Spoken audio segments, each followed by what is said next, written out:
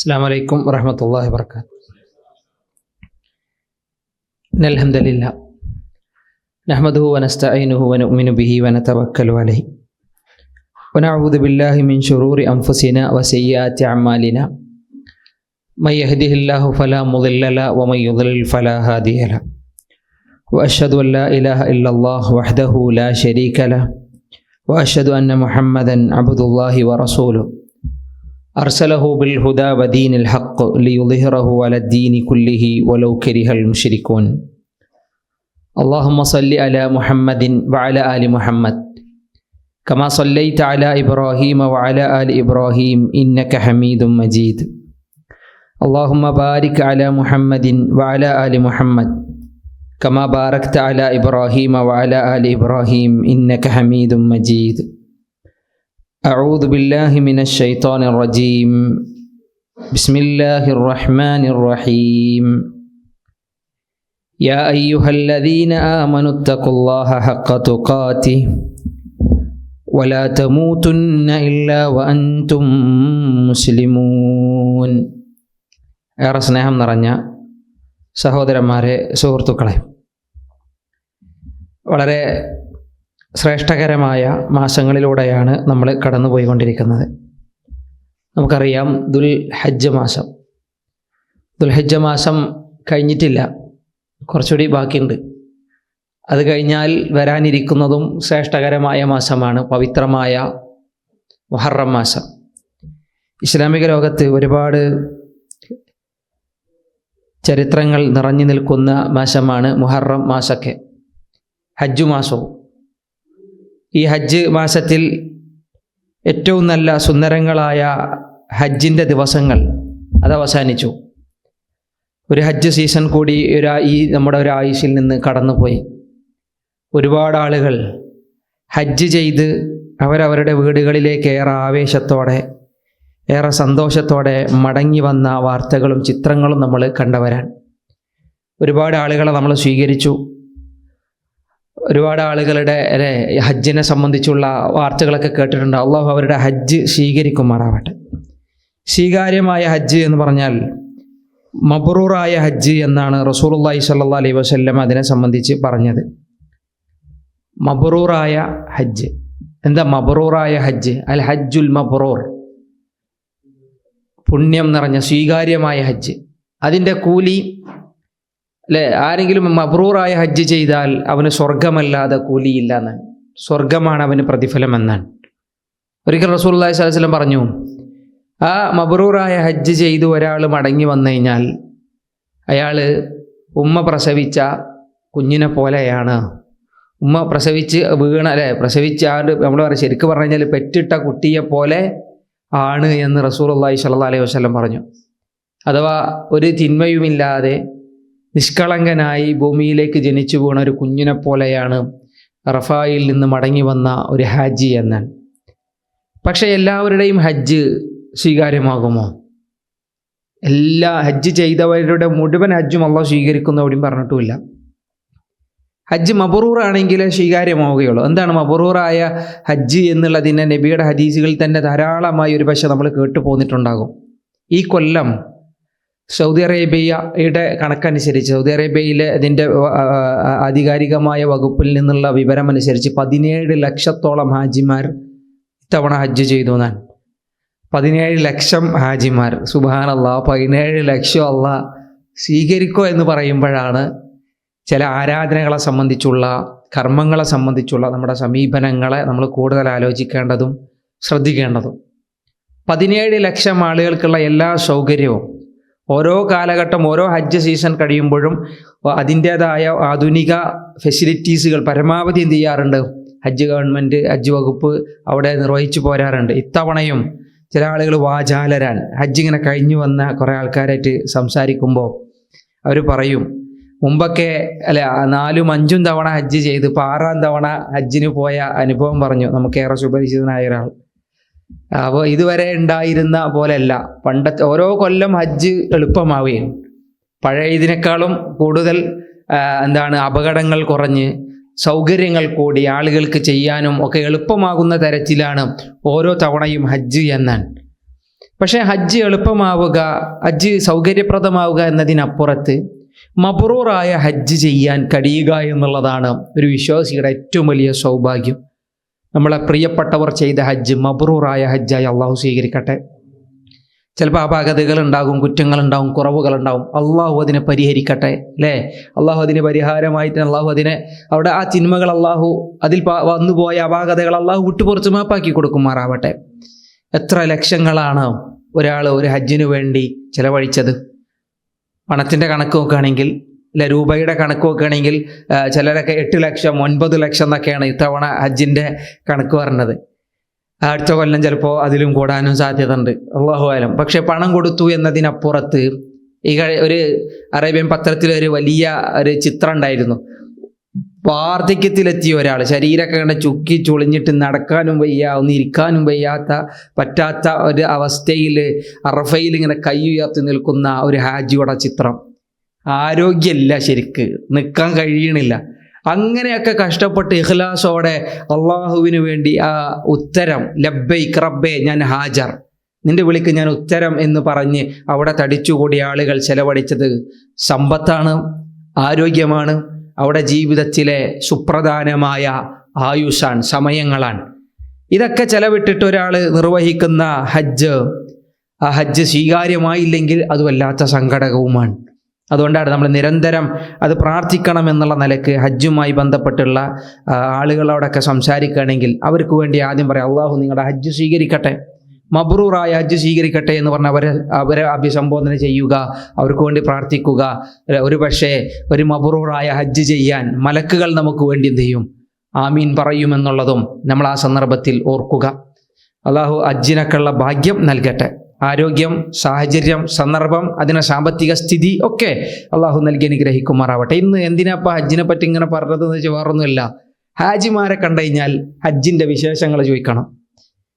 ഹാജിമാരെ കണ്ടു കഴിഞ്ഞാൽ ഹജ്ജിൻ്റെ വിശേഷം ചോദിക്കണം. അതിന് വേണ്ടി കുറച്ച് സമയം ഹാജിമാർ നമ്മുടെ കുടുംബത്തിൽ ആരെങ്കിലും ഓരോരുത്തർ പോവുക, ഇരിക്കുക, കുറച്ച് നേരം എങ്ങനെ ഉണ്ടായിരുന്നു ഹജ്ജ് എങ്ങനെ ഉണ്ടായിരുന്നു ഇങ്ങനെ പറഞ്ഞു തരണം. ഓരോ കാര്യങ്ങൾ, അവരെ മിഖാത്ത്, അതുപോലെ തന്നെ അവിടെ നിന്ന് ഇങ്ങനെ അവർ ചെയ്ത ഫസ്റ്റിലെ ഉംറ, തമത്തു ആണെങ്കിൽ ഒരു ഉംറ ചെയ്തിട്ട് അവർ ചെയ്യുക, ആ ഉംറയുടെ അനുഭവങ്ങൾ, അത് കഴിഞ്ഞ് ഹജ്ജിൻ്റെ നാള് യൗമു തർവിയ, ദുൽഹിജ്ജ 8 വരെയുള്ള ദിവസങ്ങളിൽ അവർ മക്കയിൽ ഇങ്ങനെ കാത്തു നിന്ന് ആ ദിവസങ്ങളിൽ അവരുടെ മാനസിക, നിങ്ങളുണ്ടോ കുറേ ആൾക്കാർ ഇങ്ങനെ ഇൻ്റർവ്യൂ എടുക്കണേ എങ്ങനെ ഉണ്ടെന്ന്, അതേപോലെ ശരിക്കും ഒരു ഹാജിയുടെ മുന്നിൽ ഇരുന്ന് നമ്മൾ ഇൻ്റർവ്യൂ എടുക്കണം.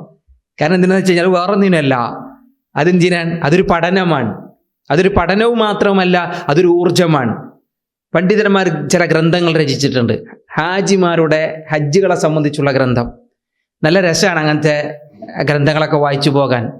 ചരിത്ര പ്രസിദ്ധമായ ഒരു ഗ്രന്ഥമാണ് ഇമാം മഖ്രിസി റഹ്മത്തുള്ളാഹി അലൈഹി രചിച്ച അദ്ദഹബുൽ മസ്ബൂഖ് ഫീമൻ ഹജ്ജ മിനൽ ഖുലഫാഇ വൽ മുലൂക്ക്. പേരിനെ കുറച്ച് വലുതാണ്, പക്ഷേ അതിൻ്റെ അർത്ഥം നോക്കിയാൽ ചിലപ്പോൾ ആ പേര് പെട്ടെന്ന് മനസ്സിലാവും. അദ്ദഹബുൽ മസ്ബൂഖ്, ദഹബ് എന്ന് പറഞ്ഞു കഴിഞ്ഞാൽ ഗോൾഡ്, അൽ മസ്ബൂഖ് എന്ന് പറഞ്ഞാൽ പ്യുവർ ഗോൾഡ് എന്നാണ്. പ്യുവർ ഗോൾഡ് എന്ന് പറഞ്ഞു കഴിഞ്ഞാൽ ഒരു കലർപ്പില്ലാത്ത ചരിത്രം, ഒരുപാട് ഹാജിമാരെ ചരിത്രം അതിൽ പറഞ്ഞു ഇമാം മഖ്രിസി റഹ്മത്തുള്ളാഹി. ആരാണെന്നുള്ളത് ആ പേരിൽ തന്നെ ഉണ്ട്. അദ്ദഹബുൽ മസ്ബൂഖ്, പ്യുവർ ഗോൾഡ്. വേണമെങ്കിൽ ഗോൾഡ് സൂക്കിലോ അല്ലെങ്കിൽ ജ്വല്ലറി ഒക്കെ ഉണ്ടെങ്കിൽ, ജ്വല്ലറിയുള്ള ആൾക്കാരുണ്ടെങ്കിൽ പേരിടാം ജ്വല്ലറിക്ക്. അദ്ദഹബുൽ മസ്ബൂഖ്, പ്യുവർ ഗോൾഡ്. പ്യുവർ ഗോൾഡ് ഉണ്ട്, ഇംഗ്ലീഷിലുണ്ട്, പക്ഷേ ഈ പേരുണ്ടാവില്ല. അദ്ദഹബുൽ മസ്ബൂഖ്, അതൊരു വെറൈറ്റി പേരാണ്. മസ്ബൂഖ്, നിങ്ങളെ മിസ്ക് എന്നൊക്കെ ഇടുന്ന പോലെ മസ്ബൂഖ്. സബക്ക എന്ന് പറഞ്ഞാൽ ശരിക്കും വാക്കിൻ്റെ അർത്ഥം എന്ന് പറഞ്ഞാൽ ഇങ്ങനെ കടഞ്ഞെടുത്തത് എന്നാണ്, ഭയങ്കര എന്താണ് പ്യൂരിഫൈ ചെയ്തെടുത്തത് എന്നാണ്. ശരിക്കും നമ്മൾ 916 എന്നൊക്കെ പറയില്ലേ, അങ്ങനെ കടഞ്ഞെടുത്ത ആ ഒരു രൂപത്തിലുള്ള അദ്ദഹബുൽ, ഇത് മാലൻ്റെ പേരല്ല, അത് ഗ്രന്ഥത്തിൻ്റെ പേര്. അദ്ദഹബുൽ മസ്ബൂഖ് ഫീ മൻ ഹജ്ജ മിനൽ ഖുലഫാഇ വൽ മുലൂക്ക്. ഖലീഫമാർ, ലോകത്തറിയപ്പെട്ട രാജാക്കന്മാർ, അവർ ചെയ്ത ഹജ്ജിനെ സംബന്ധിച്ചുള്ള ചരിത്രം. ഇത് ഒന്നൊന്നല്ല, റസൂലുള്ളാഹി സ്വല്ലല്ലാഹി അലൈഹി വസല്ലമയുടെ ഹജ്ജിനെ സംബന്ധിച്ചുള്ള ഗ്രന്ഥങ്ങളുണ്ട്. സ്വഹാബത്ത് നിർവഹിച്ച ഹജ്ജുകളെ സംബന്ധിച്ച് പണ്ഡിതന്മാർ എന്ത് ചെയ്തിട്ടുണ്ട്? ഗ്രന്ഥങ്ങൾ രചിച്ചിട്ടുണ്ട്. എന്തിനാ ഹാജിമാരുടെ ഈ ഹജ്ജിനെ പറ്റിയുള്ള ചരിത്രം പറഞ്ഞതെന്ന് എന്താ വെച്ച് കഴിഞ്ഞാൽ, ആ ഹജ്ജ് വല്ലാത്തൊരു അനുഭവമാണ്, പാഠമാണ്, ഒരു വലിയ മദ്രസയാണ്, അല്ലെങ്കിൽ ഒരു സർവകലാശാലയാണ് ഒരു ഹജ്ജ് കാലം. കുറേ നമുക്ക് പഠിക്കാൻ ഒരുപാട് അനുഭവങ്ങളുണ്ട് പലരുടെ ഹജ്ജിലും.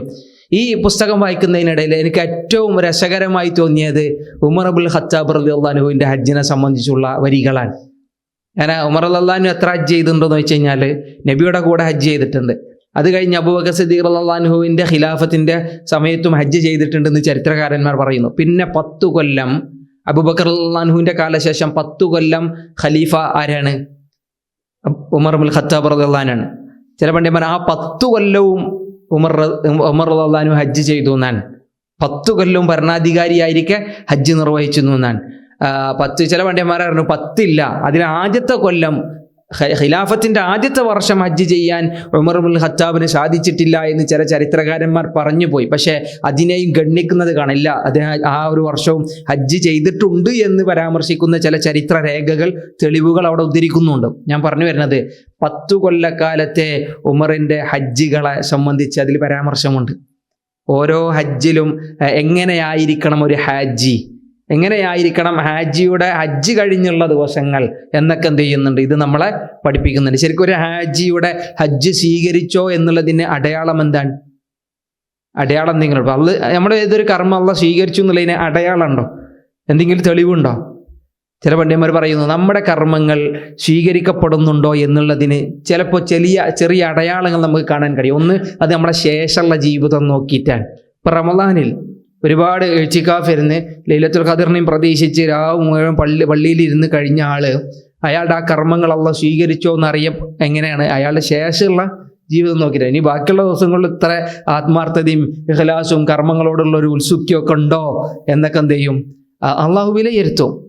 അൽ അഅ്മാലു ബി ഖവാതിമിഹാ, കർമ്മങ്ങൾ സ്വീകരിക്കപ്പെടാൻ അതിൻ്റെ അവസാനം നോക്കിയിട്ടാണ് എന്ന് റസൂലുള്ളാഹി സ്വല്ലല്ലാഹു അലൈഹി വസല്ലം ഒരിക്കൽ വിശദീകരിച്ചതുണ്ട്. അതുകൊണ്ട് തന്നെ ഹസനുൽ ബസ്രി റഹ്മത്തുള്ളാഹി അലൈഹി പറഞ്ഞു, ഒരു ഹാജി അയാളുടെ ഹജ്ജ് സ്വീകാര്യമായോ എന്നറിയണമെങ്കിൽ ആ ഹാജിയുടെ ഹജ്ജിന് ശേഷമുള്ള ജീവിതം നോക്കിയാൽ മതി. ഹജ്ജിന് ശേഷം അയാൾ പിന്നെ ആളെ പറ്റിച്ചും അതുപോലെ തന്നെ ഇനിയും തൊതിവാസം പറഞ്ഞും തർക്കങ്ങളിൽ ഏർപ്പെട്ടും. ശരിക്കും ഹജ്ജിൻ്റെ ഒരു പ്രധാനപ്പെട്ട വാക്കാണ് അൽ ഹജ്ജുൽ മബ്റൂറിന് അള്ളാഹു വിശദീകരിച്ചു. ഹജ്ജിൽ എന്ത് പാടില്ല?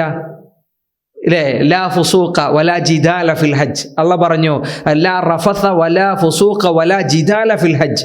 ഹജ്ജിൽ റഫത്ത് പാടില്ല, ഫുസൂക്ക് പാടില്ല, ജിദാല് പാടില്ല. ഇതെന്താ? മൂന്നും അർത്ഥവത്തായ കാര്യമാണ്. ഹാജിയുടെ ജീവിതത്തിൽ പിന്നെ മരണം വരെ അത് ഉണ്ടാവാൻ പാടില്ല എന്നുള്ളതും ഒരു സത്യമാണ്. നമ്മൾ കൂടുതൽ ശ്രദ്ധിക്കേണ്ട ഒരു കാര്യമാണ്.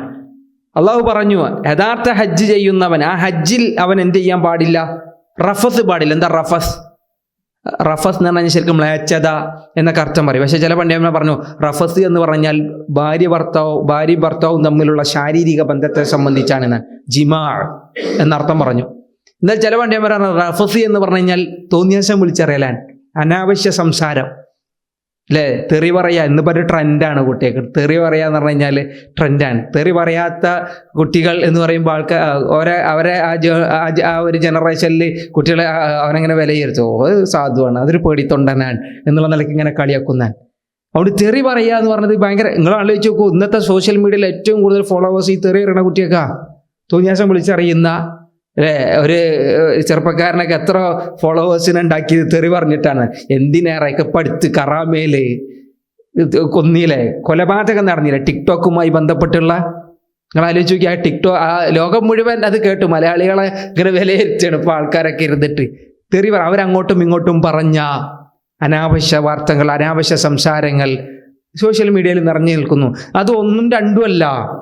ഇവരുടെയൊക്കെ അക്കൗണ്ടുകൾ, ഇവരുടെയൊക്കെ പ്രൊഫൈലുകളിൽ ഇവരങ്ങോട്ടും ഇങ്ങോട്ടും സംസാരിക്കുന്ന സംസാരങ്ങളിലെ അനാവശ്യങ്ങൾ കേട്ടാൽ അറുത്തുപോകുന്ന സംസാരങ്ങൾക്ക് ഇന്ന് ആളുകൾക്കൊരു അതിലൊന്നും ഒരു വലിയ കഥയില്ല എന്ന് വിചാരിക്കുന്ന ആളുകളാണ്. പക്ഷെ നിങ്ങൾ ആലോചിച്ച് നോക്കി, നമ്മുടെ നാവിൻ തുമ്പിൽ നിന്ന് അടർന്നു വീഴുന്ന വാക്കുകൾ വിശുദ്ധമായ വാക്കുകളാകണം, സത്യസന്ധമായ വാക്കുകളാകണം.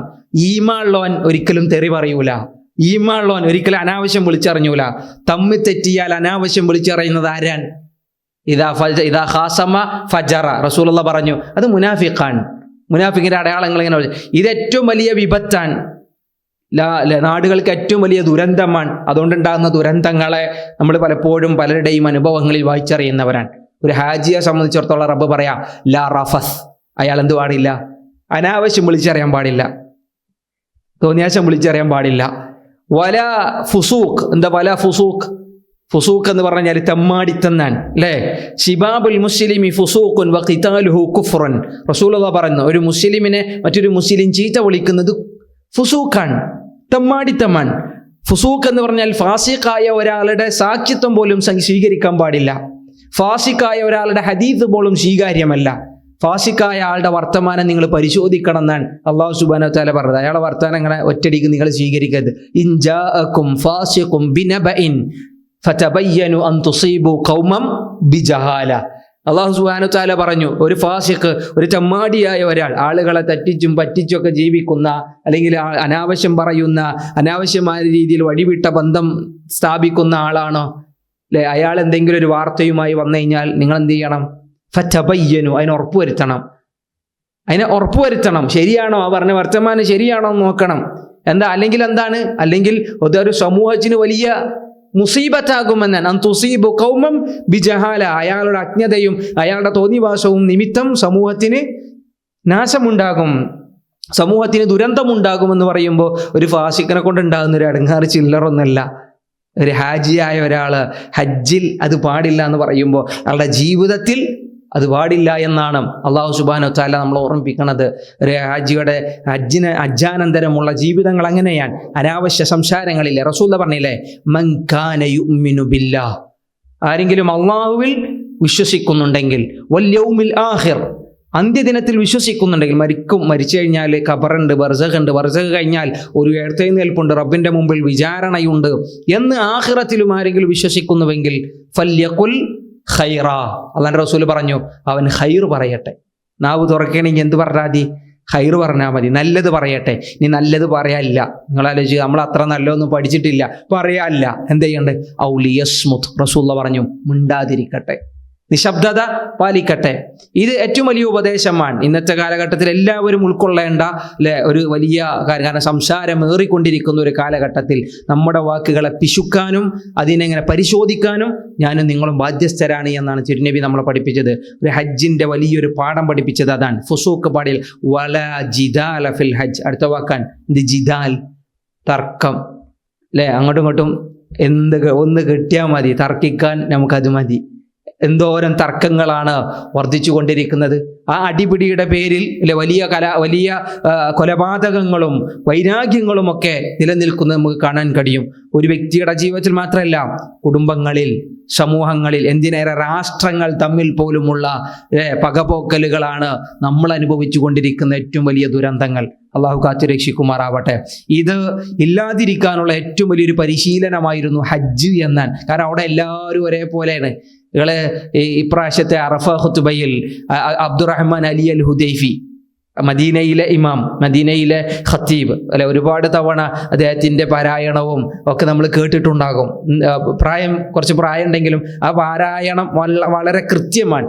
ശരിക്കും അലി അൽ ഹുദൈഫിയിൽ നിന്ന് നിങ്ങൾ ഖുർആൻ പഠിക്കണം എന്നാണ് ഉസ്താദുമാരൊക്കെ ഞങ്ങളെ പഠിപ്പിച്ചത്. കാരണം അക്ഷരസ്ഫുടത, തജ്വീദ്, അതിൻ്റെ ഏറ്റവും നല്ല സുന്ദരമായ രൂപത്തിലാണ് അദ്ദേഹത്തിൻ്റെ പാരായണം. അബ്ദുറഹ്മാൻ അലി അൽ ഹുദൈഫി, ആ ഹുദൈഫിയായിരുന്നു ഇത്തവണ അറഫ ഖുതുബ. ആ അറഫ ഖുതുബയിൽ പറഞ്ഞൊരു പ്രത്യേക പരാമർശം ഉണ്ടായിരുന്നു. എന്താണെന്ന് വെച്ച് കഴിഞ്ഞാൽ വലാ ഫുസൂഖ വലാ റഫസ വലാ ഫുസൂഖ വലാ ജിദാല ഫിൽ ഹജ്ജ് എന്ന് പറഞ്ഞ ഈ ആയത്തിനെ വിശദീകരിച്ചിട്ട് പറയാണ്, നിങ്ങൾ ഹജ്ജിന്റെ ഇടയിൽ മുദ്രാവാക്യം വിളിക്കരുത് അല്ലേ. ഹജ്ജിന്റെ ഇടയിൽ മുദ്രാവാക്യം വിളിക്കാന്ന് പറഞ്ഞു കഴിഞ്ഞാൽ നിങ്ങൾ ആലോചിക്കും, വേൾഡ് കപ്പ് വന്നു കഴിഞ്ഞാൽ ഇനി കാണാലോ അല്ലെ, പലരും പല പ്ലക്കാർഡുകൾ അടിച്ചു ഉയർത്തും. ആൾക്കാർക്ക് മാത്രമല്ല, ചില ആളുകൾ അല്ലെ അവരുടെ രാഷ്ട്രീയപരമായ മുദ്രാവാക്യങ്ങളുണ്ട്. അവരുടെ നാടിനു വേണ്ടി, അതല്ലെങ്കിൽ അവരനുഭവിച്ചു കൊണ്ടിരിക്കുന്ന അല്ലെ മനുഷ്യാവകാശങ്ങൾക്ക് വേണ്ടിയുള്ള പല ചിത്രങ്ങളും വലിച്ചു ഉയർത്താറുണ്ട്. അതൊരു പ്രതിഷേധമാകാം, ചിലപ്പോൾ മറ്റുള്ളവരെ ഓർമ്മപ്പെടുത്തലുകളാകാം. ഹജ്ജിൽ അതൊന്നും പാടില്ല എന്നാണ്. ഹജ്ജിൽ ഏതെങ്കിലും രാജ്യക്കാരിങ്ങനെ കൊടി വെച്ച് അവിടെ ഇങ്ങനെ ഇന്ത്യൻ്റെ കൊടി പാറിക്കൊല്ല. അവിടെ ഏതെങ്കിലും രാജ്യക്കാർ അവരുടേതായ കൊടിയും അഭിമാനവും പറഞ്ഞു നടക്കില്ല, അത് പാടില്ല. ഹജ്ജിൽ ഒരിക്കലും എന്ത് ചെയ്യാൻ പാടില്ല, നിങ്ങൾ വർഗീയതയെ അതല്ലെങ്കിൽ അവിടെ ഒരിക്കലും രാഷ്ട്രീയ താല്പര്യങ്ങൾ നിങ്ങൾ പ്രകടമാക്കരുത് എന്നാണ്. അതിൻ്റെ പേരിൽ ഇപ്പം നിങ്ങൾ ആലോചിക്കുക, ലോകത്ത് ഒരുപാട് മുസ്ലിമീങ്ങൾ അനുഭവിച്ചുകൊണ്ടിരിക്കുന്ന ഏറ്റവും വലിയ പ്രശ്നങ്ങളുണ്ട്.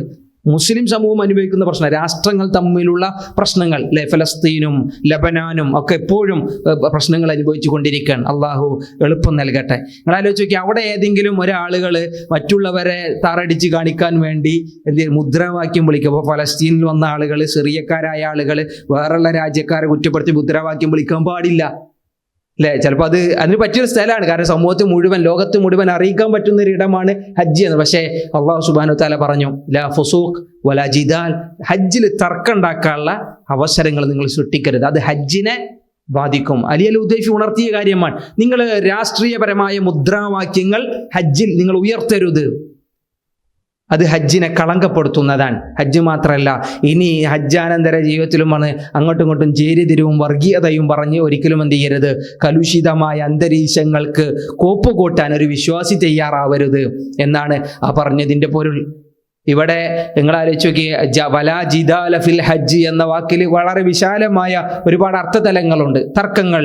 എന്നാലും മനുഷ്യന്റെ ഒരു സ്വഭാവം എന്ന് വെച്ച് കഴിഞ്ഞാൽ അള്ളാഹ് പറയുന്നു, വഅക്സറ ശൈഇൻ ജദല, മനുഷ്യനെ പറ്റി അള്ളാഹ് പറയാം, നമ്മൾ സൂറത്തുൽ കഹ്ഫിൽ പാരായണം ചെയ്യാൻ, അല്ലെ. അള്ളാഹു സുബ്ഹാനഹു വതആല മനുഷ്യനെ സൃഷ്ടിച്ചു. മനുഷ്യനാകട്ടെ അക്സറ ശൈഇൻ ജദല, എല്ലാ കാര്യത്തിലും തർക്കവാസന ഉള്ളവനാണ്. എന്ത് കിട്ടിയാലും തർക്കിക്കുന്ന ഒരു മനോഭാവം ആർക്കുണ്ട്. പക്ഷേ തർക്കവാസന ഉള്ളിടത്തോളം ഒരു സമൂഹം വഴിപിഴക്കുമെന്നാണ്.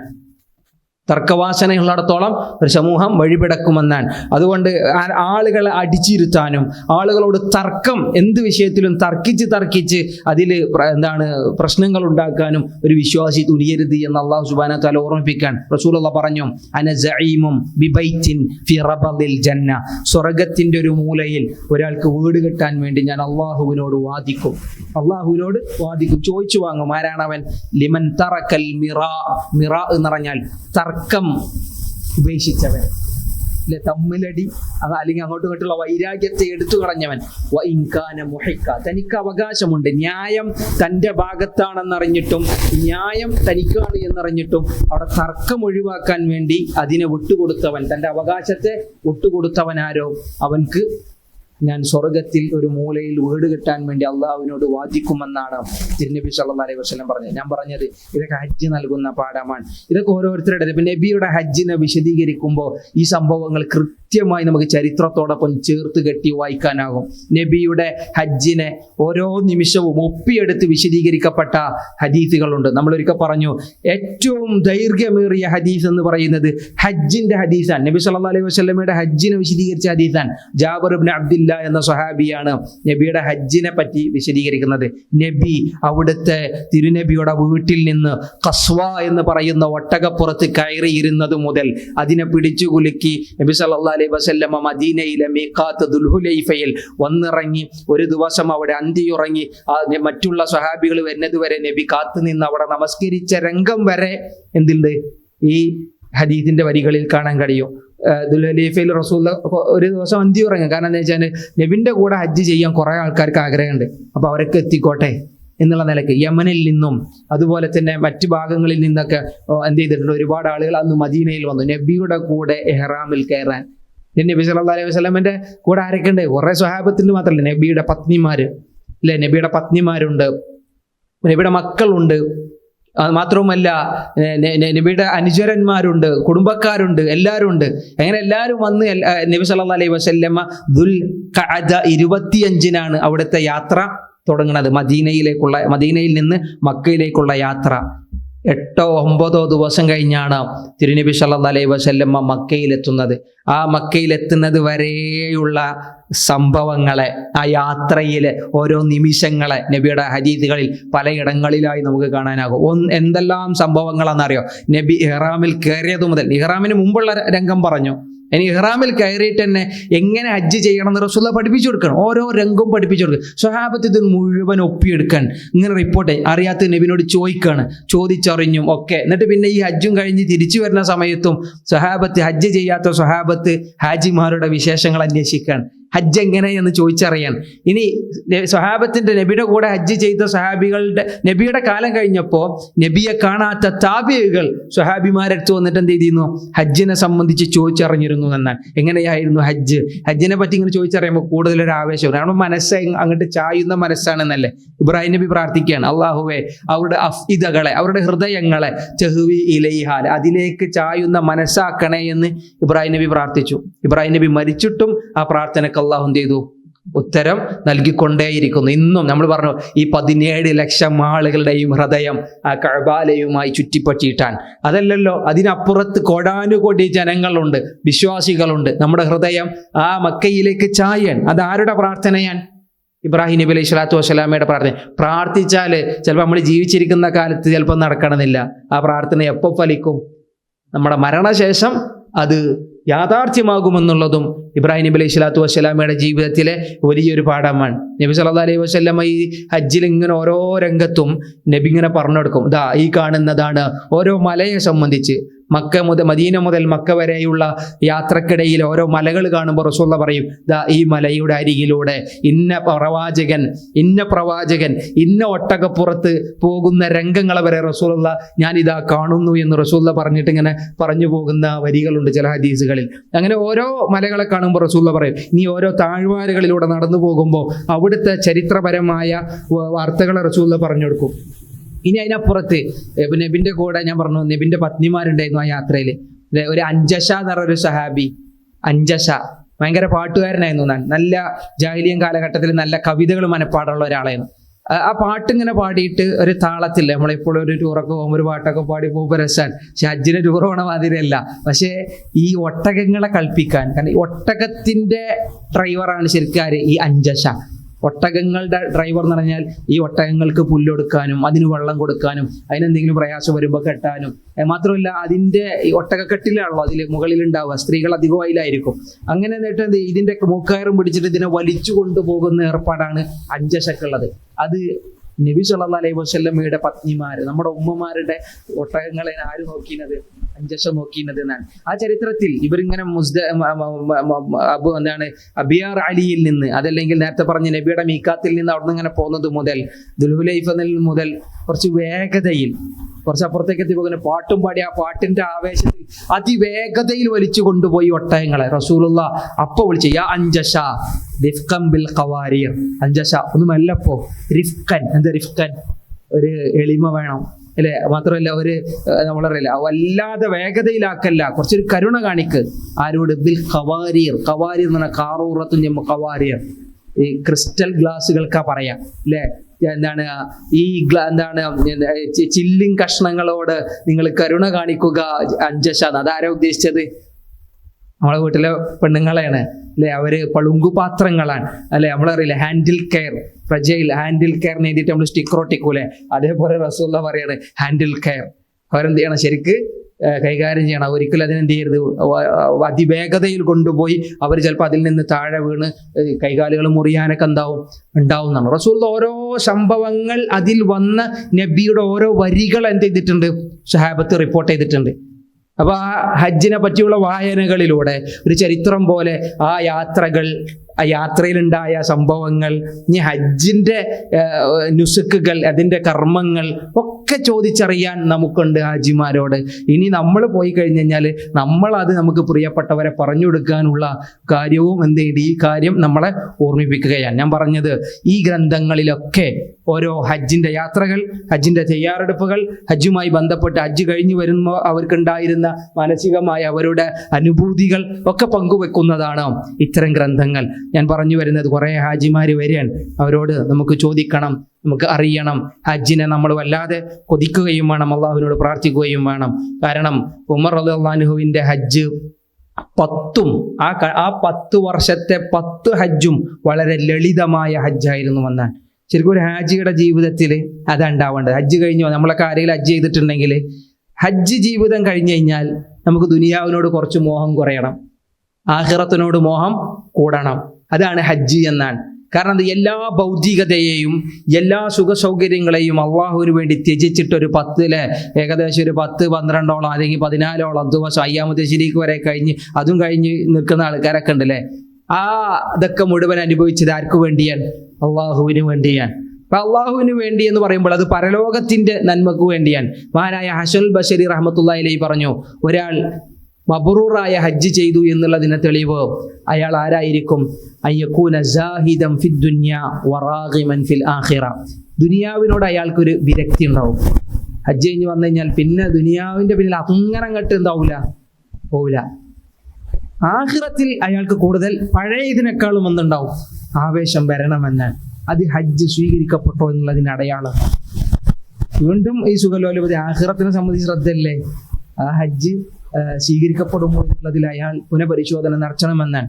അള്ളാഹു സ്വീകരിക്കുമാറാവട്ടെ. അല്ല, അവരുടെയൊക്കെ ഹജ്ജുകൾ അത്ര അധ്വാനം ചെയ്തവരാണ് നമ്മളെ പ്രിയപ്പെട്ടവർ. അള്ളാഹു അത് സ്വീകരിക്കട്ടെ. ദുനിയാവിനോടൊരു വിരക്തി തോന്നണം ഹജ്ജ് ചെയ്താൽ. പക്ഷെ ആഖിറത്തിനോടൊരു പൂതി തോന്നണം. റാഗിമൻ ഫിൽ ആഖിറ തോന്നണം. അതല്ല അള്ളാഹു സുബ്ഹാനഹു വ തആല പറയുന്നത് ആ ഹജ്ജിന്റെ ആയത്ത് അഫീദു മിൻ ഹൈസു അഫാദ അന്നാസ്. മുസ്ദലിഫയിൽ നിന്ന് ഇങ്ങനെ അറഫയിൽ നിന്ന് മുസ്ദലിഫിലേക്കുള്ള ഒരു ഒഴുക്കുണ്ട്. രാത്രി അറഫയിൽ സൂര്യൻ അസ്തമിച്ചതിന് ശേഷം അവിടുന്ന് ഇങ്ങനെ ഇറങ്ങി വരുന്ന ഒരു ഒഴുക്ക് ലൈവായിട്ട് ഇങ്ങനെ കണ്ടിട്ടുണ്ടാവും. സുബ്ഹാനല്ലാഹ്, ഇങ്ങനെ പാലൊഴുകുന്നത് പോലെ അല്ലേ? മിനയിലേക്കും അവിടെയൊക്കെയുള്ള കുത്തൊഴുക്കിനെ സംബന്ധിച്ച്, ജനങ്ങളുടെ ഒഴുക്കിനെ സംബന്ധിച്ച് റബ്ബ് പറയാം അതൊരു ഒഴുക്കാൻ. ആ ഒഴുക്കിനോടൊപ്പം നിങ്ങൾ നിന്ന് വെച്ചാൽ മതി. നമ്മളിങ്ങനെ ഒഴുകുന്ന അല്ലെ, മുസ്ദലിഫയിലേക്ക് രാത്രി ഉറങ്ങാൻ വേണ്ടി പോവുക. അല്ലെ, സമീ ഉസ്താദിനോട് ചോദിച്ചോ, സെമി ഉസ്താദ് ചുട്ടിട്ട് ഇപ്പൊ പകലിലൊക്കെ വെയിലടിച്ചിട്ട് ടൈൽസ് എന്ത് ചെയ്തിട്ടുണ്ട്, ചുട്ട് പൊള്ളുണ്ട് മുസ്ദലിഫയിലെ പല സ്ഥലത്തും. പക്ഷെ അതിന്റെ മേലാണ്ട് കിടന്നപ്പോ ഉറക്കം വന്നു, അതുകൊണ്ട് ഉറങ്ങി. അവിടെ ഉറങ്ങലാണ് അവിടുത്തെ ഇബാദത്ത്. മുസ്ദലിഫയിൽ ഇങ്ങനെ ഉറങ്ങലല്ലേ. കുറെ ആൾക്കാർ ഫോണും കളിച്ച് ഇങ്ങനെ സമയമല്ല, മുസ്ദലിഫയിൽ ഉറങ്ങുക. എല്ലാം മാറ്റി വെച്ച് അവിടെ വെച്ചാൽ മതി. കയ്യും വെച്ചിട്ട് എന്ത് ചെയ്താൽ അവർ വിരിപ്പണ്ട് വെച്ചിട്ട് അല്ലാണ്ട് കിടന്നാൽ ഉറക്കം വരും. ആ ഉറങ്ങലാണ് അവിടുത്തെ ഇബാദത്ത് എന്നുള്ളതാണ്. നിങ്ങൾ ആലോചിച്ച് നോക്കി, ഈ മുസ്ദലിഫയിൽ തിങ്ങിക്കൂടിയ ആൾക്കാരുടെ ഉറങ്ങണ ചിത്രങ്ങളൊക്കെ നമുക്ക് കാണാം. എന്തെല്ലാം സൗകര്യങ്ങളിൽ ഉറങ്ങിയവരാ അല്ലേ? തലിക്കണില്ലെങ്കിൽ ഉറക്കം കിട്ടൂല എന്ന് പറയുന്ന ആൾക്കാരാണ്. എ സി ഇല്ലെങ്കിൽ ഇടങ്ങാറാന്ന് പറയുന്ന ആൾക്കാരാണ്. അവിടെ ഒന്നുമില്ല അല്ലെ, ആ ഒരു ഇതില്. അതുകൊണ്ട് തന്നെ ഹജ്ജ് ക്ലാസ്സിന് പോകുമ്പോൾ നമ്മൾ പറയും മുസ്ദലിഫയിൽ കിടക്കാൻ വേണ്ടി ഒരു വിരിപ്പെന്തെങ്കിലും കയ്യിൽ കരുതണത് നല്ലതാണ്. കാരണം ഒന്നും കിട്ടിയില്ലെങ്കിൽ അതിലെങ്കിലും ഒന്ന് കിടക്കാലോ. അവിടെ വേറെ ഒന്നുമില്ല. മിനയിലൊക്കെ ടെന്റും സംഗതികളൊക്കെ ഉണ്ട്, അതൊക്കെ അങ്ങനെ തന്നെ. പക്ഷെ മുസ്ദലിഫയിൽ അങ്ങനെ വലിയ പ്രത്യേകമായ സൗകര്യമൊന്നുമില്ല. അതങ്ങാണ്ട് ഉറങ്ങലാണ്. അവിടെ രാത്രി ഉറങ്ങും. ആ ഉറക്കം, ആ ഒരു ഉറക്കങ്ങള് ദുനിയാവ് എന്ന് പറഞ്ഞു കഴിഞ്ഞാൽ അല്ലെ, ദുനിയാവിനൊരു പൂതിയില്ലാത്ത ആ ആയത്ത് പറഞ്ഞതിന് ശേഷം നമ്മൾ കാണാതെ എപ്പോഴും ഓതുന്ന ഒരു പ്രാർത്ഥന ഏതാ? റബ്ബനാ ആതിനാ ഫിദ്ദുനിയ ഹസന വഫിൽ ആഖിറതി ഹസനത വഖിനാ അദാബന്നാർ. ഈ ഹഫീദു മിൻ ഹൈസു അഫാദ അന്നാസ് എന്ന സൂറത്തുൽ ബഖറയിൽ അല്ലാഹ് ആയത്ത് പറഞ്ഞതിന് ശേഷം ജനങ്ങളിൽ ചില ആളുകളുണ്ട്, വമിനന്നാസ് ജനങ്ങളിൽ ചില ആളുകളുണ്ട്, മയ്യഖൂലു റബ്ബനാ ആതിനാ ഫിദ്ദുനിയ ഹസന വമാ ലഹും ഫിൽ ആഖിറതി ഇല്ലന്നാർ. കുറെ ആൾക്കാർ പറയും ദുനിയാവിൽ അള്ളാഹുവേ നന്മ തരണേ. ആ പരലോകത്ത് അവർ പറയണില്ല. ഈ ഹജ്ജ് കഴിഞ്ഞിട്ട് ഒരാൾ ദുനിയാവിന്റെ പിന്നിലാണോ? ദുനിയാവ് മാത്രമാണോ? അല്ലെ, അങ്ങനെ ദുനിയാവ് മതി എന്ന് ആരെങ്കിലും പ്രാർത്ഥിക്കണോ? അവർക്ക് നരകമല്ലാതെ മറ്റൊന്നില്ല. അടുത്ത ആയത്ത് പറഞ്ഞു വമിൻഹും മയ്യഖൂൽ, എന്നാൽ മനുഷ്യരിൽ ചില ആളുകളുണ്ട് യഖൂൽ, അവർ പറയും റബ്ബനാ ആതിനാ ഫിദ്ദുനിയ ഹസന വഫിൽ ആഖിറതി ഹസന വഖിനാ അദാബന്നാർ. അല്ലാഹുവേ ദുനിയാവിലും നല്ലത് തരണം. അല്ലെ, ദുനിയാവ് ജീവിക്കണ്ടേ? ഞാൻ ജീവിക്കണം, സൗകര്യങ്ങൾ വേണം അല്ലെ, പല ഉപജീവന മാർഗ്ഗം. അള്ളാഹിന്റെ റസൂൽ പ്രാവശ്യം അല്ലാഹുമ്മ അസ്ലിഹ് ലി ദീനി അല്ലദി വഅസ്മതു അംരി അല്ലാഹുമ്മ അസ്ലിഹ് ലി ദുനിയായി, എന്റെ ദുനിയാവിനെ റബ്ബേ നീ ശരിയാക്കി തരണേ. അല്ലതി ഫിഹാ മആശി, ഇവിടെ എനിക്ക് ജീവിതമുണ്ട്, ഇവിടെ ഉപജീവനുണ്ട്, മക്കളുണ്ട് അല്ലെ, എന്നെ ഡിപ്പെൻഡ് ചെയ്യുന്ന കുറെ ആൾക്കാരുണ്ട്, എനിക്ക് ആയുഷുണ്ട്. റബ്ബേ ഇവിടെ ഇടങ്ങാറാക്കല്ല, ബുദ്ധിമുട്ടിക്കല്ലേ, എനിക്ക് സൗകര്യങ്ങൾ നൽകണേ, എൻ്റെ റിസ്കിൽ വിശാലത നൽകണേ. റസൂലുള്ളാഹി സ്വല്ലല്ലാഹു അലൈഹി വസല്ലം ത്വയ്യിബത്തായ റിസ്കിന് വേണ്ടി പ്രാർത്ഥിച്ചിരുന്നു, മക്കൾക്ക് വേണ്ടി പ്രാർത്ഥിച്ചിരുന്നു, സമ്പാദ്യങ്ങൾക്ക് വേണ്ടി പ്രാർത്ഥിച്ചിരുന്നു, ഒക്കെ റസൂലുള്ളാഹി ചെയ്തിരുന്നു. പക്ഷേ ദുനിയാവ് മാത്രം പോരാ. സാഹിദൻ ഫിദ്ദുനിയ വറാഗിമൻ ഫിൽ ആഖിറ. ദുനിയാവിനോട് എത്ര പൂതിയുണ്ടോ അതിന്റെ 10 മടങ്ങ് പൂതി ആഖിറത്തിനോട് വേണമെന്നാണ്. ഇഷ്ടം ആഖിറത്തിൽ വേണ്ടി ഉണ്ടാവണം. അതാണ് റബ്ബേ എനിക്ക് ആഖിറത്തിലും തരണേ, വഖിന അദാബന്നാർ, ആളെ കത്തുന്ന നരകാഗ്നിയിൽ നിന്ന് റബ്ബേ നീ ഞങ്ങളെ കാക്കണേ. ഇതെപ്പോൾ പറഞ്ഞത്? ഈ ഹജ്ജുമായി ബന്ധപ്പെട്ട് പറഞ്ഞ ആയത്തിന്റെ അടുത്ത ഭാഗം അതായിരുന്നു. അതുകൊണ്ടാണ് ഹസനുൽ ബസരി റഹ്മത്തുള്ളാഹി അലൈഹി പറഞ്ഞു, ഹജ്ജ് കഴിഞ്ഞിട്ട് ഒരാൾ വന്നു, അയാൾക്ക് ദുനിയാവാണ് ഉള്ളിലെങ്കിൽ, ആഖിറത്തിനോട് അത്ര ആഗ്രഹമില്ലെങ്കിൽ ആ ഹജ്ജ് സ്വീകരിക്കപ്പെടുമോ എന്നുള്ളതിൽ അവൻ പരിശോധിക്കട്ടെ എന്ന് ഈ ആയത്തുകളെ വിശദീകരിച്ചുകൊണ്ടാണ് പണ്ഡിതന്മാർ അതിനെ മനസ്സിലാക്കിയത്. ഒരു എളിമ, ഒരു ലാളിത്യം, ഒരു വലിയ പ്രൗഢിയും ആഡംബരങ്ങളൊന്നും ജീവിതത്തിൽ വേണ്ട അല്ലേ. ചിലപ്പോ സൗകര്യങ്ങൾ അള്ളാഹു നൽകാം, സൗകര്യങ്ങൾ അല്ലെ മറ്റുള്ളവരുടെയൊക്കെ അവകാശങ്ങൾ കൊടുക്കുന്നതോടാണ് ഈ രൂപത്തിൽ നല്ല രൂപത്തിൽ ജീവിക്കുക. അള്ളാഹു തന്ന നിഅമത്തുകളുടെ അടയാളം നമ്മുടെ ശരീരത്തിൽ ഉണ്ടാവുന്നത് അള്ളാഹുവിന് ഇഷ്ടമാണ് എന്നും പറയുന്നത് കാണാം. പക്ഷെ അതിനാരായിരിക്കണം? നമ്മൾ ശാക്കിറാവണം, നന്ദിയുള്ളവനായി തീരണമെന്നുള്ള ഒരു ഉപദേശം കൂടിയുണ്ട്. ഈ ഉമർ റളിയല്ലാഹു അൻഹുവിന്റെ 10ാമത്തെ ഹജ്ജിനെ സംബന്ധിച്ച് തബിഇയായ അബൂ ഉസ്മാൻ നഹ്ദി നബിനെ കണ്ടിട്ടില്ല. സഹാബിമാരെ കുറെ കണ്ടു. ഇപ്പൊ നേരത്തെ പറഞ്ഞ പുസ്തകത്തിൽ അബൂ ഉസ്മാൻ നഹ്ദിയെ സംബന്ധിച്ച് ഇമാം മഖ്രിസി പറയാണ്, അബൂ ഉസ്മാൻ നഹ്ദി ഖലീഫയായ ഉമർ ഇബ്നുൽ ഖത്താബ് ചെയ്ത അവസാനത്തെ ഹജ്ജ് നേരിൽ കണ്ട ആളാണ്. അതിന് അദ്ദേഹം റിവായത്ത് ചെയ്യുന്നു, റഅയ്തു ഉമറ, ഞാൻ ഉമറിനെ കണ്ടു. എവിടെ? അദ്ദേഹത്തിന്റെ അവസാനത്തെ ഹജ്ജിൽ നിന്നാണ്. പക്ഷെ അന്ന് കാണുന്ന സമയത്ത് ആർക്കും അറിയില്ല അത് അദ്ദേഹത്തിന്റെ അവസാനത്തെ ഹജ്ജാണോന്ന്. പക്ഷെ ഉമർ റളിയല്ലാഹു ചില സൂചനകൾ ഉണ്ടായിരുന്നു എന്നൊക്കെ ഹജ്ജിന്റെ ചില സംഭവങ്ങളിൽ ആ പുസ്തകത്തിൽ രേഖപ്പെടുത്തിയത് കാണാം. റഅയ്തു ഉമറ യർമിയൽ ജംറ വഅലൈഹി ഇസാറുൻ മർഖൂഉൻ ബിഖിത്അത്തിൻ ജറാബ്. ഞാൻ ഉമറിനെ കണ്ടു. എവിടെ വെച്ചിട്ട് അറിയാം ഹജ്ജിൽ ഞാൻ ഉമറിനെ കണ്ടത്? ജംറന്റെ അടുത്ത്, നമ്മൾ കല്ലെറിയാൻ പോണ ജംറന്റെ അവിടെ. അന്നേരം ഉമർ ഇബ്നുൽ ഖത്താബിന്റെ ദേഹത്ത് ഒരു ഇസാർ ഉണ്ടായിരുന്നു. ഇസാർ എന്ന് പറഞ്ഞാൽ അരക്കപ്പെട്ടെടുക്കുന്ന, അരക്ക് കീഴെടുക്കുന്ന തുണി. മറ്റേതൊരു ഒരു തട്ടാണ്, പുറത്തുള്ള തട്ടും താഴ്ത്തിറക്കുന്ന തുണിയുമാണ്. ഇസാർ ഉണ്ടായിരുന്നു. ആ ഇസാറ് മർക്കോ, അത് കീറിയിട്ട് അതെന്ത് ചെയ്തിട്ട് തുന്നിച്ചേർത്ത് ബിഖിത്അത്തിൻ ജറാബ്, ഒരു തോലിന്റെ ഇതുകൊണ്ട് എന്ത് ചെയ്തിട്ട് അതിനെ, ഒരു തോല് കൊണ്ട് അതിനെ തുന്നി വെച്ചിട്ടുണ്ട്. ശരിക്ക് ഈ ഇഹ്റാമിന്റെ വസ്ത്രം നമ്മൾ തുന്നാൻ പാടില്ല, തുന്നി മൂട്ടിയതെടുക്കാൻ പാടില്ലാണ്. പക്ഷെ പണ്ഡിതന്മാർ ഈ ഹദീസ് വെച്ചിട്ടാണ് എന്ത് ചെയ്തത്? തെളിവ് പിടിച്ചത്. അഥവാ കീറലോ, ഇപ്പൊ ഹജ്ജിന്റെ അടുക്ക് നമ്മുടെ ഇഹ്റാമിന്റെ തുണിയിൽ വല്ല കീറലുണ്ടെങ്കിൽ നമുക്ക് എന്ത് ചെയ്യാം? അതിനെ സ്റ്റിച്ച് ചെയ്യാം. സ്റ്റിച്ച് ചെയ്യുന്നത് എന്തിനെ ബാധിക്കൂല? ഇഹ്റാമിനെ ബാധിക്കൂല. ഇവിടെ ഉമർ റളിയല്ലാഹു അൻഹുവിന്റെ തുണിയിൽ എന്തുണ്ട്? സ്റ്റിച്ചിങ് ഉണ്ടെന്ന് പറയാൻ കാരണം ഇത് എന്തിനാന്ന് പറയാം, അദ്ദേഹം എടുത്ത് പറഞ്ഞത് എന്തിനാന്ന് 10ാമത്തെ കൊല്ലം ഉമറിന്റെ അവസ്ഥ എന്താണ്? 10ാമത്തെ കൊല്ലം ഒരു വലിയ സാമ്രാജ്യത്തിന്റെ അധിപനാണ്. അല്ലെങ്കിൽ ആദ്യത്തെ ഉംറ ചെയ്ത, ആദ്യത്തെ ഹജ്ജ് ചെയ്ത, ഖിലാഫത്തിന്റെ ആദ്യത്തെ സമയത്ത് എത്ര വലിയ നേതാവല്ല ഉമർ, എത്ര വലിയ. ഉമർ റളിയല്ലാഹുവിന്റെ കാലഘട്ടത്തിലാണ് നമുക്കറിയാം റോമൻ സാമ്രാജ്യം ഇസ്ലാമിന് കീഴിലായത്. ഉമർ റളിയല്ലാഹുവിന്റെ കാലഘട്ടത്തിലാണ് പേർഷ്യൻ സാമ്രാജ്യം ഇസ്ലാമിന് കീഴിലായത്. ഉമർ റളിയല്ലാഹുവിന്റെ കാലഘട്ടത്തിലാണ് ഒരുപാട് ഇടങ്ങൾ, ഇറാഖ്, അതുപോലെ തന്നെ നമ്മൾ നേരത്തെ പറഞ്ഞ ഫലസ്തീൻ, ഡമസ്കസ് തുടങ്ങിയ ഇടങ്ങൾ മുഴുവൻ ഇസ്ലാമിന്റെ കീഴിലായതപ്പോഴാ ഉമറിന്റെ കീഴിലാണ്, ഉമർ റളിയല്ലാഹുവിന്റെ കാലഘട്ടത്തിലാണ്. അതുകൊണ്ട് അവസാന കാലം എന്ന് പറയുമ്പോൾ ശരിക്കും നമ്മൾ പറയാം അദ്ദേഹം വലിയ ഒരു രാജാവാണ്. ഭൂമിയുടെ പകുതിയോളം ഉമറിന്റെ അധീനതയിലാണ്. പക്ഷെ ഉമർ റളിയല്ലാഹുവിന്റെ എളിമയാണ് കാണിച്ചത്. ഒരു പത്രാസോ ഒരു ആഡംബരമോ ഇല്ല. കീറിയ ഇഹ്റാമിന്റെ തുണിയെ ഒരു തോല് കൊണ്ട് വെച്ച് കെട്ടിയിട്ട് എന്ത് ചെയ്തു? ഉംറ ചെയ്തു എന്ന് ഹജ്ജ് ചെയ്തു എന്ന് പറയുമ്പോൾ ഉമർ റളിയല്ലാഹു അൻഹുവിന്റെ എളിമ. നമുക്ക് ഹജ്ജിന് പോണ ആൾക്കാർ പറയും എന്താണ് ഇത് ശരിയാക്കി കൊടുത്ത ഹജ്ജിന്റെ കുറെ ഏജന്റുമാരുണ്ടാവില്ലേ, എവിടെയെങ്കിലും ഒന്ന് റൂം ശരിയായില്ലെങ്കിൽ അപ്പൊ തുടങ്ങും ജിദാല്, അപ്പൊ തുടങ്ങും പുസ്തകക്ക് സൗകര്യം ക്ഷമിക്കാനോ അല്ലെ. പലപ്പോഴും യാത്രാ സൗകര്യങ്ങളിൽ പ്രശ്നം വരുമ്പോൾ ഹജ്ജായാലും ഉംറയായാലും. പക്ഷെ എളിമ എന്ന് പറഞ്ഞത് ആലോചിക്ക്, ഉമർ റളിയല്ലാഹു അൻഹു വലിയ അധിപനാണ്, നേതാവാണ്, ചക്രവർത്തിയാണ്. പക്ഷെ ആ സമയത്ത് പോലും ഈ ഇഹ്റാമിന്റെ തുണിയിൽ ഒരു കഷ്ണം വെച്ച് കെട്ടിയത് ഞാൻ കണ്ടു എന്നാണ്. ഇന്നിപ്പോൾ നിങ്ങൾ ആലോചിക്കുക, ഒരു ബ്രാൻഡഡ് കുപ്പായിടുമ്പോൾ എന്തെങ്കിലും ഒരു വരണ്ടായാൽ അത് വേണ്ട എന്ന് പറയുന്ന ആൾക്കാരാണ് നമ്മളൊക്കെ. അല്ലാഹു സുബ്ഹാനഹു വതആല എളിമയെ സംബന്ധിച്ച് ആ ഹജ്ജിലൂടെ ഒരു വലിയ പാഠത്തെ എന്ത് ചെയ്യുന്നു? ഈ പണ്ഡിതന്മാരിലൂടെ നമ്മളെ കേൾപ്പിക്കുകയാണ്. അത് മാത്രമല്ല കേട്ടോ, ഈ ഇതും കഴിഞ്ഞിട്ട് ജംറയിൽ കല്ലെറിഞ്ഞ് കഴിഞ്ഞിട്ട് പിറ്റേ ദിവസം, ഇതിപ്പോൾ 10ാമത്തെ ദിവസം ജംറത്തുൽ അഖബയിൽ അറിയാം, പിന്നെ അയ്യാമു തശ്രീഖിന്റെ ദിവസം എന്ത് ചെയ്യും? അടുത്ത 3 ജംറകളിൽ 7 വെച്ച് നമ്മൾ കല്ലുകൾ എറിഞ്ഞിട്ടാണ് എന്ത് ചെയ്യുക, ഓരോ ദിവസം കല്ലേറ് കർമ്മം നടക്കുക. പിറ്റേ ദിവസം ഇദ്ദേഹത്തെ കണ്ട രംഗത്തെ സംബന്ധിച്ച് സഈദ് ഇബ്നു മുസയ്യിബ് റളിയല്ലാഹു അൻഹു ഒക്കെ റിവായത്ത് ചെയ്യുന്നത് കാണാം. നേരത്തെ പറഞ്ഞ അബൂ ഉസ്മാൻ അൻ-നഹ്ദി റഹ്മത്തുള്ളാഹിയിലേക്ക് ആ രംഗം പറയുന്നുണ്ട്. അതായത് ഒരു സംഭവം പറയുന്നത് വെച്ച് കഴിഞ്ഞാൽ, ഉമർ റളിയല്ലാഹു അൻഹുവിന്റെ തലയിൽ ഒരാൾ എറിയുന്നതിനിടയിൽ എന്ത് ചെയ്തു, തലയിൽ ഒരു ഏറ് കൊണ്ടുവന്നാണ്. ഈ അവസാനത്തെ ഹജ്ജിന്റെ സമയത്ത് തലയിൽ നിന്നല്ല അതിലും പറഞ്ഞ വാക്ക്, ആ വാക്ക് ശരിക്ക് എന്താണ്, സുൽഖ എന്ന്, അദ്ദേഹത്തിന്റെ കഷണ്ടിയിൽ നിന്നാണ്. അവസാന കാലമായില്ല, മുടിയൊന്നുമില്ല, കുറച്ചുകൂടെ അവസാനമായ നിമിഷത്ത് തലയിൽ മുടിയൊന്നുമില്ല, മുടിയൊക്കെ കൊഴിഞ്ഞു പോയ ഒരു അവസ്ഥ. തലയിൽ എന്ത് ചെയ്തു, ഒരു ഏറ് കൊണ്ടു, വേറൊരാൾ എറിഞ്ഞ ഏറ് ഉമറുള്ളാന്റെ തലയിൽ കൊണ്ടു. ഫത്ദ്മാ, അങ്ങനെ ആ ഭാഗത്ത് നിന്ന് രക്തം ഒഴുകാൻ തുടങ്ങി, രക്തം ഇങ്ങനെ ഉറ്റി വീഴാൻ തുടങ്ങി. രക്തം വീണ കണ്ടപ്പോൾ ഒരാൾ വിളിച്ചു പറയാണ്, അമീറുൽ മുഅ്മിനീൻ ലാ യഹജ്ജു ബഅദ ഹാദൽ ആം. അമീറുൽ മുഅ്മിനീൻ ഒരു പക്ഷേ അടുത്ത കൊല്ലം ഹജ്ജിനുണ്ടാവില്ല.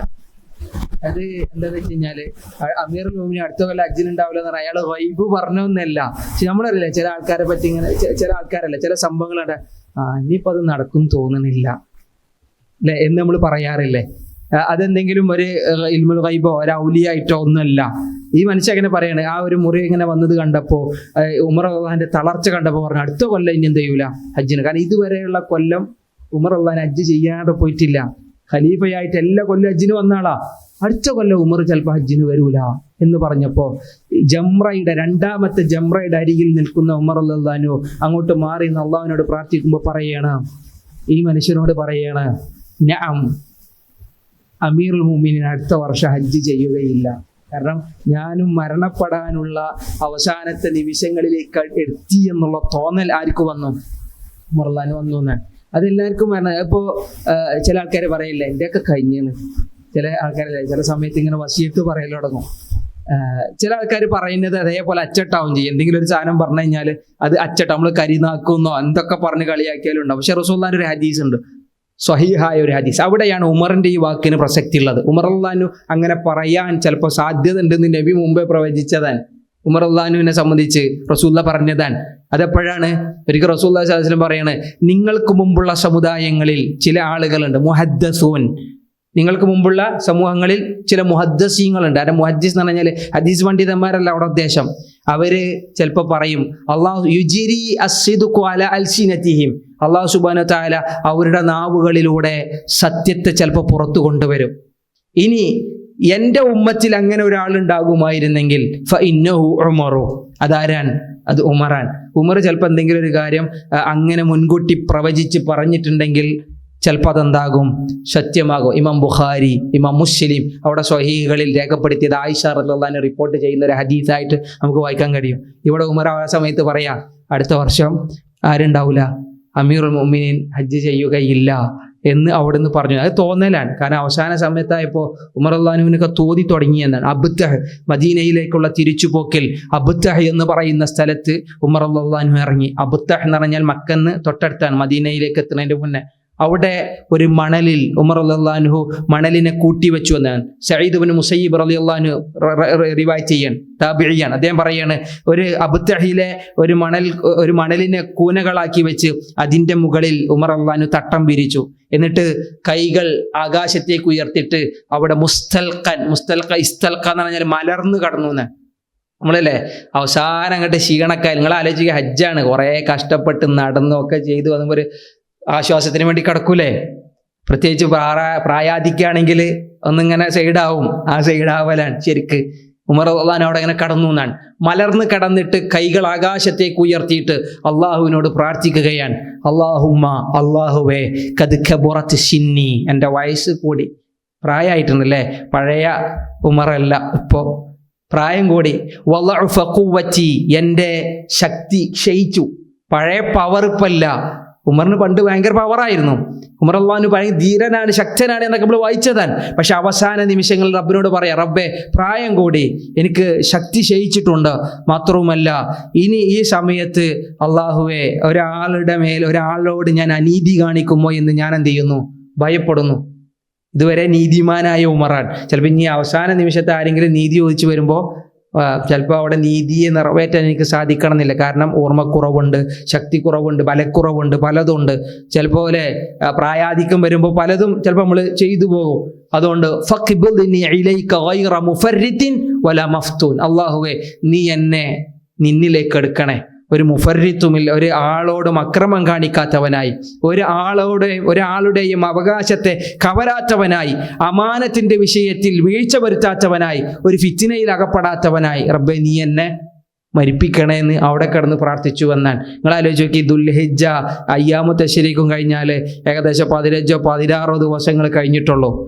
പിന്നെ ദിവസങ്ങൾ കഴിഞ്ഞപ്പോൾ മദീനയിലേക്ക് തിരിച്ചെത്തിയ ഉമർ ഇബ്നുൽ ഖത്താബിനെ അബൂ ലുഅ്ലുഉൽ മജൂസി കത്തി കൊണ്ട് കുത്തിയിറക്കിയ ചരിത്രമാണ് പിന്നീട് നമ്മളവിടെ വായിക്കുന്നത്. കാരണം ദുൽഹിജ്ജ തീർന്നിട്ടില്ല, അതിനു മുന്നേ ആര് മരിച്ചു? ഉമർ ഇബ്നുൽ ഖത്താബ് റളിയല്ലാഹു ഷഹീദായി എന്നാണ്. കാരണം ഉമർ റളിയല്ലാഹു ഷഹാദത്തിന് വേണ്ടി പ്രാർത്ഥിച്ചിരുന്നുവെന്നും ഹദീസിൽ കാണാം.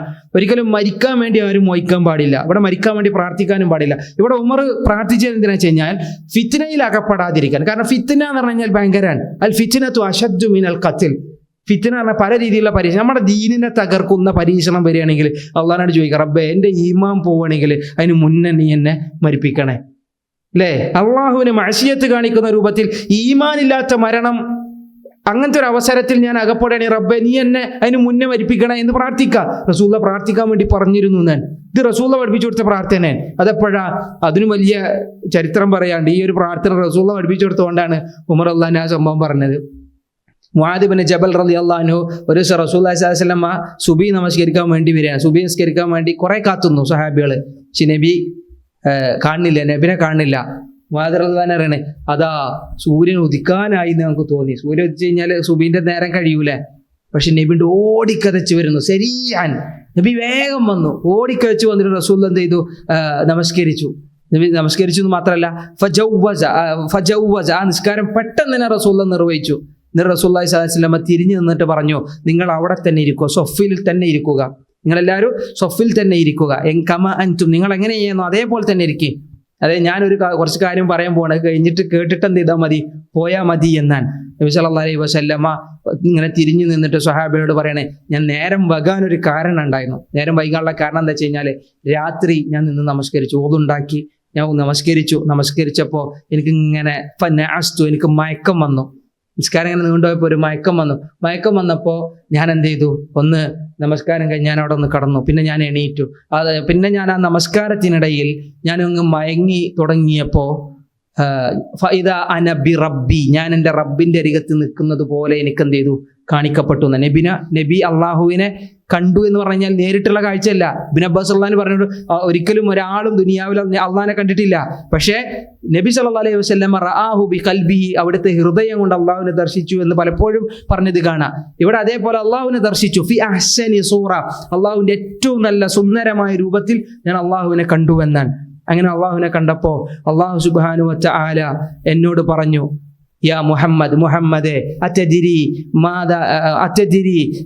അത്തദിരി ഫീമ യഖ്തസിമുൽ മലഉൽ അഅല, ഉന്നതരായ മലക്കുകൾ എന്തിൻ്റെ വിഷയത്തിലാണ് തർക്കിച്ചുകൊണ്ടിരിക്കുന്നത്, സംസാരിച്ചുകൊണ്ടിരിക്കുന്നത് നിനക്കറിയോ എന്ന് ചോദിച്ചു. മലക്കുകൾ എന്തോ ഒരു വിഷയത്തിൽ ഇങ്ങനെ തല്ലുകൂടിക്കൊണ്ടിരിക്കുകയാണ്. തല്ലൂടല്ല, യഖ്തസിമുൻ അവരുടെ വാക്കുപോരിലാണെന്ന്. അവർ റസൂലുള്ളാഹി ലാ യാ റബ്ബേ എനിക്കറിയില്ല. നബിക്ക് ഗൈബ് അറിയില്ല എന്നുള്ള ഈ ഹദീസ് തെളിവാണ്. എനിക്കറിയില്ല റബ്ബേ എന്ന് പറഞ്ഞു. അള്ളാഹ് വീണ്ടും ചോദിച്ചു. 3 തവണ ഈ ചോദ്യം ആവർത്തിച്ച് റസൂൽ പറഞ്ഞു എനിക്കറിയില്ല എന്നാണ്. അങ്ങനെ റസൂലുള്ളാഹി സ്വല്ലല്ലാഹു അലൈഹി വസല്ലമക്ക് അള്ളാഹു കാണിച്ചു കൊടുത്തു എന്നാണ്. എന്ത് കാണിച്ചു കൊടുത്തു? മലക്കുകൾ എന്താണ് പറയുന്നത് എന്ന്. ഫഅറഫ്തു, അങ്ങനെ അത് കണ്ടപ്പോൾ എൻ്റെ കണ്ണിൽ അള്ളാഹു ഇത് കാണിച്ചു തന്നപ്പോൾ എനിക്ക് മനസ്സിലായി അവരെന്തിനാണ് വാക്ക് പോരിൽ ഏർപ്പെട്ടിരിക്കുന്നത്. അപ്പോൾ അള്ളാഹ് എന്നോട് വീണ്ടും ചോദിച്ചു, എന്താണ് മലക്കുകൾ വാക്ക് തർക്കത്തിലായ വിഷയം അറിയോ എന്ന് ചോദിച്ചു. അപ്പോൾ റസൂലുള്ളാഹി സ്വല്ലല്ലാഹു അലൈഹി വസല്ലം നഅം, എനിക്കറിയാം എന്താണെന്ന് റസൂൽ അങ്ങനെ പറഞ്ഞു കൊടുക്കുകയാണ്.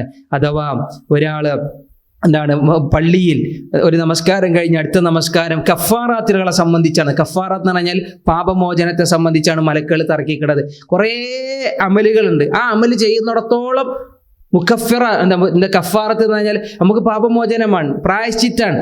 അത് ചെയ്താൽ കുറേ തിന്മകൾ പൊറുക്കപ്പെടും. അതിലൊന്നാണ് പള്ളിയിലെ ഒരാൾ പള്ളിയിൽ ഒരു നമസ്കാരം കഴിഞ്ഞ് അടുത്ത നമസ്കാരം വരെ കാത്തിരിക്കണമെങ്കിൽ അത് കഫാറത്താണ്.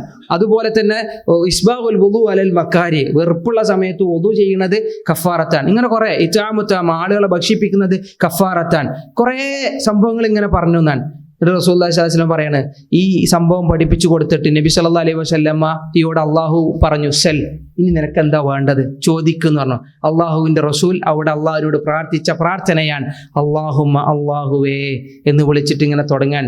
അല്ലാഹുമ്മ, അള്ളാഹുവേ, ഇനി അസ്അലുക ഫിഅലൽ ഖൈറാത്ത്, അള്ളാഹുവേ നന്മ ചെയ്യുന്ന കാര്യം ഞാൻ നിന്നോട് ചോദിക്കുന്നു. വതർക്കൽ മുൻകറാത്ത്, ഈ ഒരു പ്രാർത്ഥന ഉണ്ടല്ലോ നമ്മൾ പഠിച്ച, അതിന്റെ അവസാന ഭാഗമാണ് ഫഖ്ബിൽനി വഇദാ അറദ്ത മിന്നി ഫിത്നതൻ, റബ്ബേ നീ എന്നെ ഫിത്നയിൽ അകപ്പെടുത്തുമെന്നുണ്ടെങ്കിൽ ഫഖ്ബിൽനി ഇലൈക ഗൈറ മഫ്തൂൻ, ഞാൻ ഫിത്നയിൽ അകപ്പെടുന്നതിന് മുന്നേ റബ്ബേ നീ എന്നെ നിന്നിലേക്ക് എടുക്കണേ, മരിപ്പിക്കണേ എന്ന് റസൂലുള്ള പഠിപ്പിച്ചു എന്നാണ്. അങ്ങനെ ആ നിമിഷങ്ങളിൽ നമുക്ക് വേണ്ടി എന്ത് ചെയ്യുക, പ്രാർത്ഥിക്കുക. ഇവിടെ ഉമർ അള്ളാഹു പ്രാർത്ഥിച്ചത് അതാണ്, റബ്ബേ ഒരു ഫിത്ന വരുന്നതിന് മുമ്പ് നീ എന്നെ എന്ത് ചെയ്യണേ, മരിപ്പിക്കണേ എന്ന്. അതിന് മുന്നേ ഉമർ അള്ളാഹു പ്രാർത്ഥിക്കാറുണ്ടായിരുന്നു, അള്ളാഹുവേ നീ എനിക്ക്, ഞാൻ നിന്നോട് അല്ലാഹുമ്മ അസ്അലുക ഷഹാദ, അള്ളാഹു ഞാൻ നിന്നോട് ഷഹീദാവാൻ വേണ്ടിയാണ് പ്രാർത്ഥിക്കണത്.